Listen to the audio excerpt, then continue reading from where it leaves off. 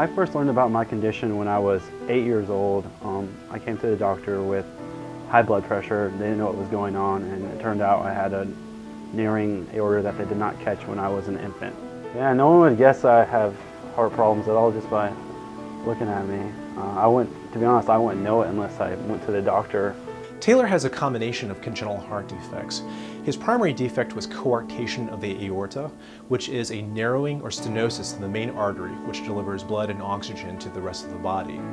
This was repaired a little bit later in childhood, which is a little atypical, but not uncommon for his presentation.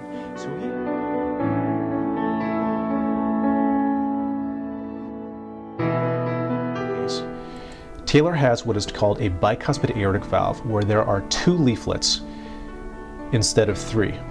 Over time, his bicuspid aortic valve has degenerated. It's been a little tight and stenotic, and it has also leaked quite a bit over the course of his life. We see the main pumping chamber, the left ventricle, the aorta, which is the major artery which delivers blood to the rest of the body. And with color, we see leakage of blood. Instead of being ejected completely into the body, regurgitating back into the main pumping chamber.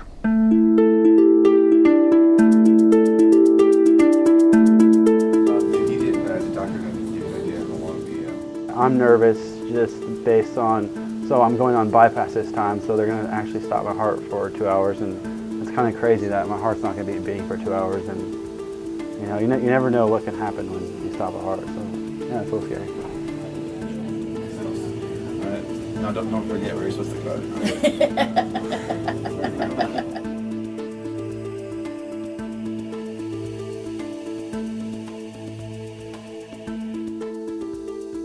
The valve is not one we're going to be able to fix, and we need to take away the volume load on the heart itself. The heart's both thickened, the hypertrophy, but also stretched. The function is still good, so we give him a new valve, a new ascending aorta, and things should be much better for him after that.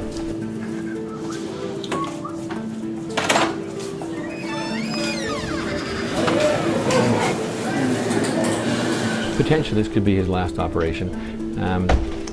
You can never say never, I guess, but I think that using the mechanical valve with the Dacron conduit to replace the ascending aorta probably gives him the greatest chance of not having to have another operation.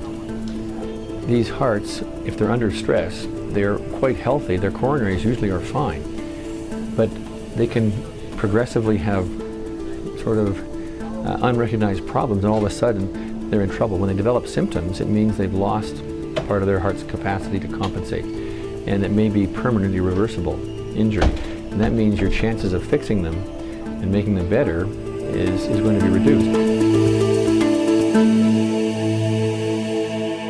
What we'll do is we'll get a monitor on you. We'll put a Holter monitor on and have you wear that before you come back and see me in September. Now I'm mostly just in the recovery phase. The pain's not so bad anymore. Yeah. Definitely more like myself than I was a while ago.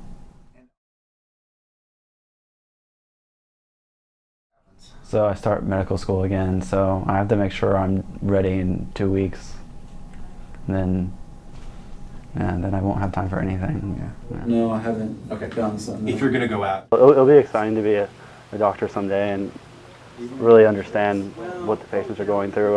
I'm not sure if I want to go into cardiology. It might be a little too close to home. Maybe I don't want to know as much about it. I don't know, just let the cardiologist do their job.